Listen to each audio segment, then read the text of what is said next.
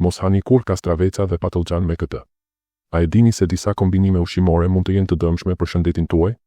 Kastravecat dhe patlıcanët, të dashur për shijen dhe freskinë e tyre, mund të kthehen në një problem kur kombinohen me disa përbërës të zakonshëm.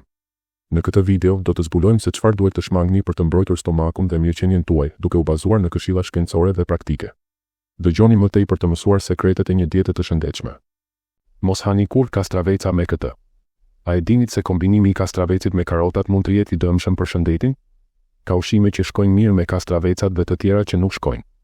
Edhe pse e dim se kastravecat janë një superushqim dhe janë të shëndetshëm, edhe kastraveci më i mirë duhet të konsumohen siç duhet për të qenë të shëndetshëm për organizmin. Mund të jetë vërtet e rrezikshme për shëndetin nëse konsumohen me ushqime të gabuara. Prandaj kam përgatitur këtë për ju. Do t'ju tregoj cilat janë 3 ushqimet që shkojnë më mirë me kastravecat dhe cilat janë ato që duhet të shmangen për të mbrojtur shëndetin tuaj. Së pari, ju lutem, më jepni një pëlqim për videon dhe regjistrohuni në këtë kanal. Është shumë e rëndësishme për ne. Faleminderit shumë. Ky fryt i gjelbër dhe i ndritshëm vjen menjëherë në mendje kur mendoni për diçka me shije freskuese dhe aromë të këndshme. Kastravecat janë superushqimi i sotëm, të quajtur fruti i perëndive. Kastravecat mund të shijohen si lëng i freskët kastraveci ose si turshi të kripura dhe të shijshme në një sallatë të freskët dhe rinovuar. Kastravecat janë një burim i pasur me vitamina dhe ujë, siç e dini ndoshta, dhe prandaj janë të shkëlqyera për mirëmbajtjen e lëkurës. Kastravecat kanë një kapacitet të konsiderueshëm për të forcuar sistemin imunitar dhe për të kuruar sëmundjet. Megjithatë, a e dinit këtë? Nëse konsumohen me ushqime të caktuara, edhe një kastravec dukshëm i shëndetshëm mund të ketë efekte negative për shëndetin. Le të zbulojmë tani cilat janë 3 pjatat që shkojnë më mirë me kastravecat dhe cilat janë 3 ushqimet që në një recetë të caktuar shkojnë më keq. Së pari, çuditërisht, karota është kombinimi më i keq me kastravecin. A jeni të befasuar? Kastraveci dhe karota janë përbërësit ideal për të konsumuar gjatë ekskursioneve ose stërvitjeve sepse sigurojnë hidratimin. Por kur flasim për ushqimin, karotat dhe kastravecat nuk shkojnë së bashku. Për të filluar, kastravecat përbëhen nga 95% ujë. Prisni. Por kastravecat nuk konsiderohen perime? Doni të dini më shumë? Duke qenë se vijnë nga lule dhe kanë fara, kastravecat klasifikohen si fruta në sensin botanik. Kanë një përmbajtje të lartë uji që i bën shumë të dobishëm për hidratimin e menjëhershëm. Pra, përveç ujit, çfarë përbën 5% e mbetur të kastravecave? Janë vitamina. Një kastravec ofron një sasi të konsiderueshme të vitaminës C, rreth 15% të dozës së rekomanduar ditore. Jo vetëm që ofron energji dhe redukton lodhjen, por forcon gjithashtu ndjeshëm sistemin imunitar. Për më tepër, klorofila është përgjegjëse për ngjyrën e gjelbër të ndritshme të kastravecave. Kombinimi i vitaminës C dhe klorofilës ka shumë prona hidratimi. Prodhimi i kolagjenit është i shkëlqyer për të reduktuar plakjen e lëkurës dhe për të bërë lëkurën të ndriçojë. Por ka një problem, nuk merrni asnjë vitaminë C nëse konsumoni karota dhe kastraveca. Edhe pse ato janë të pasura me vitaminë C. Kjo është për shkak të acidit askorbik që ndodhet në karota, i cili shkatëron vitaminën C. Pra, a është gjithmonë një ide e keqe të kombinoni kastravecat me karotat? Jo, ekziston një teknikë e fshehtë. Karotat janë të ndjeshme ndaj nxehtësisë dhe acidit, kështu që mund t'i zini pak ose t'i spërkasni me pak uthull ose lëng limoni. Në këtë mënyrë mund të shfrytëzoni lëndët ushqyese që ndodhen si në karota ashtu edhe në kastraveca. Një këshill shtesë, sigurohuni që të hani kastravecat me lëkurë, e cila përmban shumicën e vitaminave. E dini se dardhat janë ushqimi i parë dhe më i mirë për t'u kombinuar me kastravecat? Kastravecat njihen gjerësisht për aftësinë e tyre për të ulur temperaturën e trupit dhe për të ofruar një efekt freskues. Kastraveci është një ushqim tipik freskues që ndihmon në shkarkimin e nxehtësisë nga trupi. Në fakt, ai përdoret gjithashtu për të reduktuar nxehtësinë që lidhet me djegjet, për të trajtuar djegjet dhe për të ulur ëndjen dhe inflamacionin. Megjithatë, konsumimi i vakteve kaq të ftohta ndonjëherë mund të ketë efekte negative. Trupi mund të mbajë nxehtësinë e liruar duke penguar qarkullimin e gjakut dhe tretjen. Në mënyrë befasuese, kastravecat, përveç se janë të freskët, kanë një përmbajtje të lartë uji. Përmbajtja e lartë e lagështisë së kastraveceve nxit efektet diuretike, duke garantuar që nxehtësia e prodhuar të eliminohet nga trupi në vend që të mbetet brenda. Nëse konsumohen me dardha, rezultati sinergjik është i dukshëm. Së bashku, cilësitë freskuese të dardhave dhe kastraveceve forcojnë përfitimet e tyre antiinflamatore dhe të reduktimit të nxehtësisë. Për më tepër, dardhat dhe kastravecat janë të dyja të pasura me asparagin. Kastravecat dhe dardhat janë kombinimi ideal për të pastruar organizmin, sepse ky përbërës është i shkëlqyer për forcimin dhe detoksifikimin e mëlçisë. Prandaj, sigurohuni që të konsumoni kastraveca dhe dardha së bashku për shëndetin e mëlçisë, për inflamacionet dhe për detoksifikimin. Banane janë kombinimi i dytë më i keq me kastravecat. Bananet, të pasura me minerale dhe fibra ushqimore dhe të varfra në kalori, dhe kastravecat që kanë një përmbajtje të lartë uji, janë të dyja opsione të shkëlqyera ushqimore. Si rezultat, shumë njerëz i hanë shpesh banane dhe kastraveca së bashku. Megjithatë, ky kombinim nuk është i shëndetshëm. Së pari, kastravecat janë të pasur me ushqyes që bëjnë mirë për shëndetin e zemrës dhe enëve të gjakut, përveç se janë të pasur me ujë. A jeni të vetëdijshëm për nevojën për të reduktuar kripën për shëndetin kardiovaskular, apo jo? Përveç se është thelbësore të kufizoni marrjen e natriumit, është gjithashtu e rëndësishme të konsumoni një sasi të mjaftueshme të kaliumit, i cili ndihmon trupin të eliminojë natriumin që është marrë tashmë. Kastravecat janë një burim i shkëlqyer i ushqyesve të ndryshëm, duke përfshirë kaliumin. Kastravecat përmbajnë kalium që zgjerojnë enët e gjakut për të lehtësuar eliminimin e shpejtë të mbetjeve dhe natriumit nga trupi. Si rezultat, të ngrënit rregullisht kastraveca është një mënyrë e shkëlqyer për të parandaluar sëmundjet e zemrës si hipertensioni, kolesteroli i lartë, arterioskleroza dhe goditjet në tru. Kjo është pika kryesore. Problemi është se bananet gjithashtu kanë një përmbajtje të lartë kaliumi. Megjithse kaliumi është jashtëzakonisht i dobishëm për shëndetin, konsumimi i tepruar mund të çojë në një ndryshim të ekuilibrit të lagështisë së qelizave, duke i bërë muskujt dhe nervat shumë të relaksuar. Si rezultat, mund të shkaktojë hipertension të rëndë, arritmi të zemrës, mbyrje të vazhdueshme të duarve dhe këmbëve, dobësi dhe paralizë muskulore. Prandaj, shmangni ngrënien së bashku të kastraveceve dhe bananeve për të siguruar që të merrni të gjithë ushqyesit nga secili prej tyre, duke i konsumuar veçmas. Mollët janë ushqimi i dytë që sugjerohet të shërbehen me kastravecat. Kastravecat janë të pasur me ushqyes që ndihmojnë në parandalimin e çrregullimeve kardiovaskulare. Siç u tha më parë, ka një arsye tjetër pse kastravecat konsiderohen si superushqime. Përveç kaliumit, kastravecat përmbajnë vitaminën K, të jashtëzakonshme, e cila nxit shëndetin e sistemit vaskular. Prisni. Ky është një test. Çfarë do të ndodhte nëse ndodhte një dëmtim i enëve të gjakut? Po, është saktë ajo që po mendoni. Në mënyrë që plaga të ndalojë të gjakos tepër, ajo duhet të koagulojë dhe të shërohet shpejt. Megjithatë, nëse bllokohet dhe pengon enën, oksigjeni dhe ushqyesit nuk mund të transportohen siç duhet, duke shkaktuar dëme në organet dhe indet. Kastravecat dhe vitamina K janë thelbësore për të ruajtur këtë ekuilibër të ndjeshëm. Për më tepër, kolesteroli, një shkak i rëndësishëm i sëmundjeve kardiovaskulare, nxit aterosklerozën kur grumbullohet dhe kalcifikohet në muret e enëve të gjakut.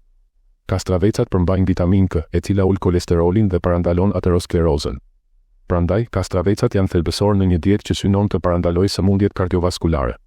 Kastravecat bëhen një aleat i shkëlqyer i enëve të gjakut nëse konsumohen së bashku me mollë. Pektina është një fibër ushqimore e tretshme dhe mollët ndihmojnë në zgjerimin dhe forcimin e enëve të gjakut. Mollët forcojnë enët e gjakut, ndërsa kastravecat nxisin qarkullimin e gjakut. Që nga tani, sigurohuni të hani kastraveca dhe mollë së bashku. Për fat të keq, kastravecat të ushi janë në vendin e tretë ndër kombinimet më të këqija të ushqimeve me kastravecat. Edhe pse kastravecat e freskët të vendosur në krip ose të përgatitur si turshi kanë një shije të shkëlqyer, e dinit se turshit përkojnë shumë krip. Përdoret shumë krip dhe, edhe pasi ti keni shpëlar mirë, ende mbetet pak krip. Në të vërtetë, përbërësi kryesor i kripës, natriumi, është një element thelbësor që trupi ka nevojë. Kjo është një provë, pse kanceri nuk godet kur zemër ndryshe nga organet e tjera. Kjo ndodh sepse zemra ka përqendrimin më të madh të kripës. Një dietë e plot pa krip mund të jetë e dëmshme duke marrë parasysh përfitimet e kripës për shëndetin, por pasi dieta jon përmban tashmë shumë natrium, është më mirë të shmangim plotësisht ushqimet e kripura. Çfarë e bën konsumimin e kripës tepër të dëmshëm për shëndetin? Konsumi i tepërt i kripës rrit përqendrimin e natriumit në enët e gjakut dhe natriumi lejon ujin të hyjë në enët e gjakut përmes osmozës. Si rezultat, enët e gjakut ngurtësohen dhe presioni arterial rritet. Në fund, kjo mund të çojë në sëmundje të veshkave, dështim të zemrës, hipertension, goditje në tru dhe sëmundje të zemrës. Përveç kësaj, është e njohur se sëmundjet gastrointestinale shkaktohen nga kripa. Konsumi i ushqimeve të pasura me krip shkatëron indin e stomakut, duke shkaktuar gastrit dhe çrregullime të tjera të stomakut. Si rezultat, është e nevojshme të evitoni konsumimin e kastravecave turshi në të ardhmen. Uthulla është ushqimi i tretë më i mirë për të kombinuar me kastravecat. Shpesh mendohet se kastravecat janë një ushqim që përbëhet kryesisht nga uji. Megjithatë, hulu. Ndtimet e fundit kanë treguar se kastravecat gjithashtu kanë përfitime të jashtëzakonshme për shëndetin e trurit. Kjo është sepse kastravecat përmbajnë natyrshëm një substancë të quajtur fisetina. Fisetina ofron përfitime të ndryshme për shëndetin e trurit, veçanërisht për përmirësimin e kujtesës dhe përqendrimit. Përveç pronave të tij të shkëlqyera antiinflamatore, fisetina e kastravecit vonon plakën dhe mbron qelizat nervore të trurit. Kastravecat kanë gjithashtu cilësi terapeutike të jashtëzakonshme. E dinit se fundi i kërcejve të kastravecit ka një shije të hidhur? Kucurbitatina është një substancë kimike antioksiduese e pranishme në pjesën e hidhur të bimës. Kjo substancë eliminon radikalet e lira dhe bllokon zhvillimin e qelizave të dëmshme për shëndetin. Ajo është shumë e dobishme për të parandaluar sëmundjet e mëlçisë dhe prostatës, sepse është veçanërisht efektive në detoksifikimin e mëlçisë. Kastravecat gjithashtu kanë pronat antiinflamatore dhe imunologjike që përmirësojnë funksionet cerebrale. Kastravecat janë gjithashtu një ushqim përfaqësues alkalin që sjell përfitime të rëndësishme. Një aciditet i lartë në trup shkakton prodhimin e toksinave dhe inflamacionin e enëve të gjakut. Prandaj, për të balancuar aciditetin dhe për të ruajtur shëndetin, është e domosdoshme të konsumoni rregullisht ushqime alkaline si kastravecat. Këtu hyn në lojë edhe ufulla. Shija e saj e thartë mund të japë përshtypjen e aciditetit, por në të vërtetë është mjaft alkali. Ufulla ndihmon që trupi ynë të absorbojë të gjithë vitaminën C që ndodhet në kastravec. Përveç kësaj, forcon dhe pastron muret e enëve të gjakut që mund të preken nga aciditeti i lartë. Dhe për ta bërë atë edhe më interesante, shija e ngrohtë e ufullës kontraston me freskinë e kastravecave. Ndërkohë, sigurohuni të mos konsumoni kastraveca të trajtuara, si në turshi ashtu edhe në sallatë. Ne kemi zbuluar 3 kombinimet më të këqija dhe 3 më të mira të ushqimeve të kombinuara me kastravecin. Ka ardhur koha për një përmbledhje përfundimtare. Kur hani karota me kastraveca, shtoni pak ufull ose lëng limoni ose ziejini lehtë karotat për të siguruar një përthithje të plotë të vitaminave. Për të përfituar nga një kombinim sinergjik, konsumoni kastravecat me dardhat ose mollët në vend të bananeve. Për një alternativë më të shëndetshme, provoni të vendosni ufull në kastraveca në vend të kripës. Po ju, a i pëlqeni kastravecat? A i konsumoni shpesh? Çfarë recetash përdorni? Na tregoni në komentet më poshtë. Ju uroj të mbroheni me shëndetin tuaj duke ngrënë kastraveca me ushqime të duhura. Faleminderit shumë që keni marrë kohë për të parë këtë video. Nëse ju pëlqeu videoja e sotme, ju ftoj të shtypni butonat abonohu dhe të pëlqej. Faleminderit me zemër. Do të lutem për shëndetin dhe lumturinë tuaj. Mirupafshim, mos hakur patëllxhan me këtë. A e dinit se kanceri dhe demenca mund të shkaktohen gjithashtu nga ajo që hani me patëllxhan? Edhe me ushqime të shëndetshme si patëllxhani ka kombinime optimale dhe kombinime të gabuara ushqimesh. Kështu, edhe një ushqim i mirë si patëllxhani duhet të konsumohet në mënyrën e duhur që t'i bëjë mirë organizmit. Nëse e hani atë me ushqime që nuk i bëjnë mirë organizmit, rrezikoni të dëmtoni shëndetin tuaj. Prandaj kam përgatitur 3 ushqime që janë kombinimi më i keq me patëllxhanin për të parandaluar kancerin dhe demencën, dhe 3 ushqime që janë kombinimi më i mirë. Por së pari, ju lutem pëlqeni videon dhe abonohuni në këtë kanal, është shumë e rëndësishme për ne. Faleminderit shumë. Kur ham ushqim, nuk konsumojmë vetëm një përbërës. Edhe në një pedh të vetme, përbërësit plotësojnë njëri tjetrin për sa i përket shijes dhe vlerave ushqyese. Megjithatë, vetëm sepse kombinimi i shijeve është i mirë nuk do të thotë se kombinimi ushqyes është gjithashtu i mirë. Konsumimi i ushqimeve me kombinime të gabuara mund të dëmtojë organizmin dhe të çojë në sëmundje si kanceri dhe demenca. Çdo përbërës natyror ka elementet e tij ushqyes. Njohja e mirë e këtyre komponenteve dhe konsumimi i tyre në tërësi është zakoni më i mirë për shëndetin tonë. Protagonisti i sotëm është patëllxhani, ushqimi më i mirë në përgjithësi për të rikuperuar gjallërinë. Sipas sondazheve, patëllxhani konsiderohet perimet më pak të preferuara. Ne e dimë se perimet dhe frutat me ngjyrë vjollce i bëjnë mirë organizmit, por patëllxhani është një nga ato përbërës që gjithmonë ndan mendimet për shkak të konsistencës së tij të butë dhe aromës së tij karakteristike. Megjithatë, patëllxhanët janë vërtet një përbërës tërheqës që nuk mund të mungojë. Për shkak të natyrës së tyre freskuese, patëllxhani qetëson çrregullimet nga akumulimi i nxehtësisë në organizëm dhe ul nxehtësinë e tepërt në trup. Veçanërisht në sezonet kur energjia juaj është e ulët, duhet t'i jepni përparësi patëllxhanëve përpara ilaçeve tonifikuese. A e dinit se ka ushqime që janë të dëmshme për shëndetin nëse hahen së bashku me patëllxhanët? Edhe pse patëllxhanët janë të mirë për shëndetin, le të zbulojmë cilat janë 3 ushqimet më të këqija për parandalimin e kancerit dhe demencës nëse konsumohen së bashku me patëllxhanët, dhe 3 ushqimet më të përshtatshme që mund të na ndihmojnë të zgjasim jetën.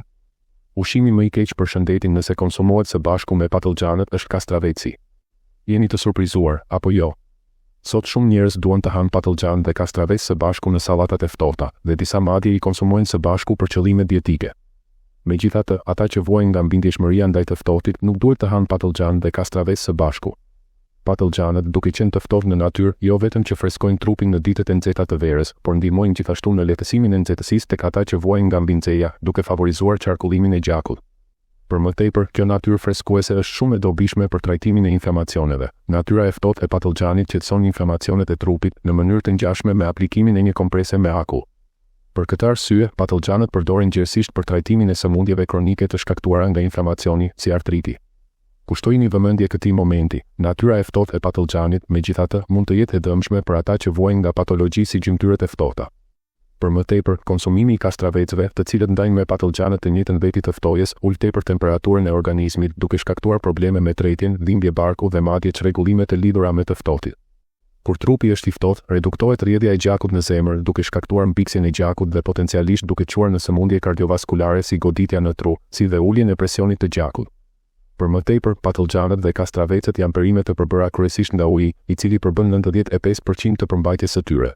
Janë të varfër në kalori dhe të pasur me fibra ushqimore që favorizojnë qarkullimin e gjakut në tru. Veçanërisht kur djersitni shumë, konsumimi i këtyre perimeve hidratuese ndihmon në parandalimin e dehidratimit dhe rikuperimin e energjisë. Megjithatë, problemi qëndron në efektin e tepërt diuretik.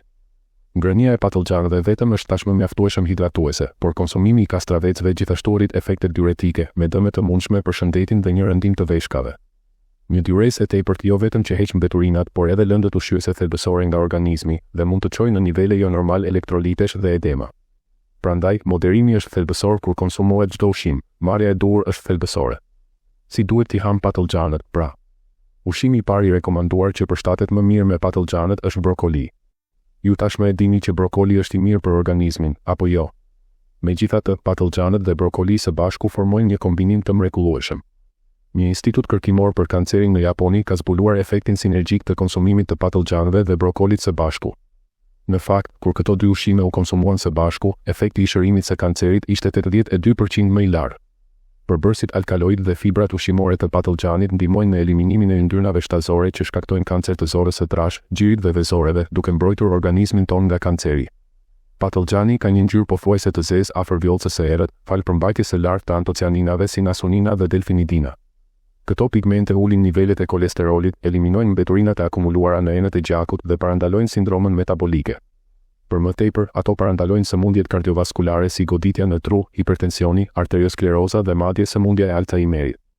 Nëse kombinohen me brokoli, përbërësit antitumoral si sulforafani dhe indoli parandalojnë kancerin dhe shtypin reagimet inflamatore që gjenerojnë qelizat kanceroze, duke parandaluar kështu shfaqjen e kancerit. Për më tepër, përmbajtja e vitaminës C të brokolit është 2 fish më e lartë se ajo e limonëve dhe 7 herë më e lartë se ajo e patateve, me efekte antioksiduese dhe parandaluese të plakjes.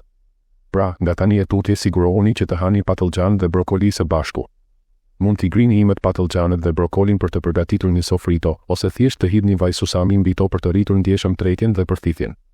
Mbajini mend këtë këshill. Ushqimi i dytë më i keq për shëndetin kur flasim për patogjanët është konsumimi i patogjanëve të papjekur.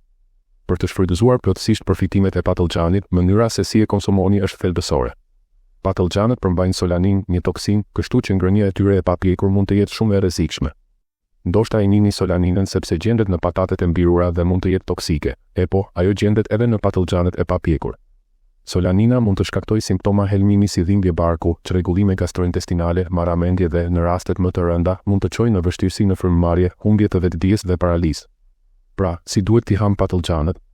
Meqense solanina shkatërohet nga nxehtësia, është thelbësore të gatuani patogjanët përpara se t'i konsumoni. Pasi gatuen, bëhen më të ëmbël dhe më të shijshëm, kështu që është një avantazh në të gjitha frontet. Disa njerëz mund të kenë edhe reaksione alergjike ndaj patogjanëve, kështu që është thelbësore të njihni kushtet tuaja shëndetësore dhe të kujdeseni për veten. Së dyti, kombinimi më i mirë me patogjanët është mishi. Patogjanët dhe mishi plotësojnë njëri tjetrin në terma të shijes dhe të ushqyerjes, duke u bërë kështu një kombinim ideal nga çdo pikpamje. Patogjanët janë të pasur me kalium që ndihmon në nxjerrjen e tepëricës së natriumit nga trupi ynë, duke ulur kështu presionin e gjakut. Për më tepër, vepron drejt për drejt në zemër duke mbajtur të qëndrueshëm rrahjet e zemrës. Nëse konsumohen së bashku me mishin, jo vetëm që parandalojnë dhe menaxhojnë hipertensionin, por ndihmojnë gjithashtu në nxjerrjen e mbeturinave dhe aktivizimin e funksioneve të trurit. Për më tepër, përbërësit flavonoid të patogjanit ulin nivelet e kolesterolit të keq dhe rritin ato të kolesterolit të mirë, duke e bërë atë shumë efektiv në parandalimin e sëmundjeve kardiovaskulare. Pavarësisht përfitimeve të shumta, patogjani ka një përmbajtje të ulët të proteinave dhe yndyrnave. Megjithatë, nëse konsumohet me mish, balancon përsosmërisht marrjen e lëndëve ushqyese. Patogjanët e skuqur në tigan me mishin theksojnë shijen dhe maksimizojnë përthitjen e acidit linoleik dhe vitaminës E të përmbajtur në patogjan. Një këshill, meqense përbërësit antioksidant të patogjanëve gjenden kryesisht në lëkurë, sigurohuni që të hani edhe këtë të fundit. Për më tepër, patogjanët shumë të trashë mund të kenë një shije të hidhur, kështu që zgjidhni ato më pak të mëdha dhe të shkurtra me pamje të ndritshme për një pjatë më të shijshme. Së fundi, ushqimi më i keq për shëndetin kur flasim për patogjanët janë patogjanët e skuqur dhe petullat me patogjan. Të gjithë e dim që ushqimet e skuqura nuk i bëjnë mirë organizmit, apo jo? Ndërkëto, petullat me patlıcan janë veçanërisht të dëmshme për shëndetin. Patlıcanët thithin shumë mirë vajin, veçanërisht kur skuqen, dhe për këtë arsye nuk rekomandohen. Kur skuqen, shpesh përdoren vajra si vaj vegjetal ose vaj i nisit për të marrë një konsistencë krokante. Megjithatë, problemi qëndron në faktin që këto vajra përmbajnë acide yndyrore omega-6 jo të shëndetshme. Një konsum i tepërt i acideve yndyrore omega-6 mund të shkaktojë inflamacion dhe mbiksje të gjakut në organizëm. Inflamacioni kronik mund të çojë në sëmundje autoimune si artriti dhe kanceri. Për më tepër mund të çojë në sëmundje kardiovaskulare si arterioskleroza, infarkti i miokardit, hipertensioni, goditja në tru dhe madje edhe demenca. Të hash petulla me patlıcan do të thotë të konsumosh shumë nga këto acide yndyrore omega-6 jo të shëndetshme, prandaj është më mirë t'i shmangni. Për më tepër, vetë skuqja është problematike. Kur skuqen patlıcanët, këto mbulohen me miell të pasur me karbohidrate dhe më pas skuqen në vaj vegjetal të pasur me yndyrna.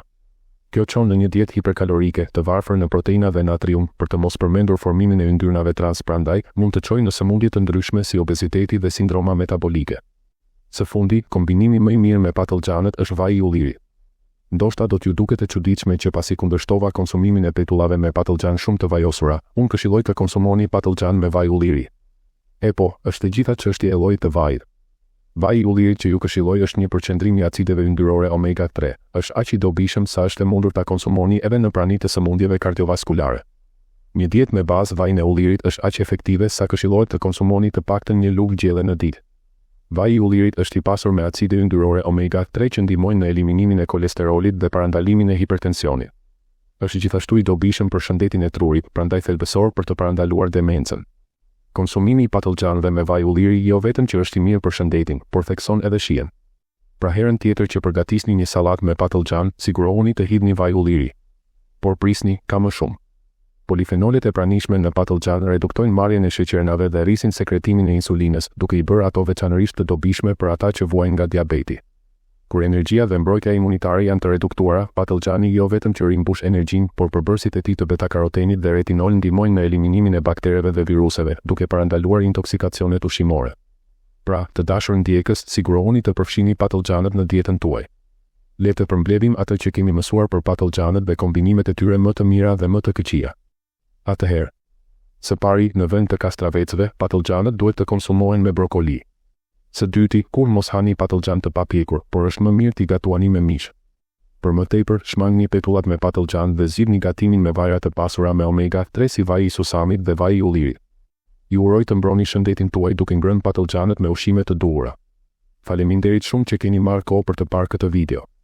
Nëse ju pëlqeu videoja e sotme, ju ftojmë të shtypni butonat abonohu dhe pëlqej. Faleminderit me zemër. Do të lutem për shëndetin dhe lumturinë tuaj. Mirupafshim.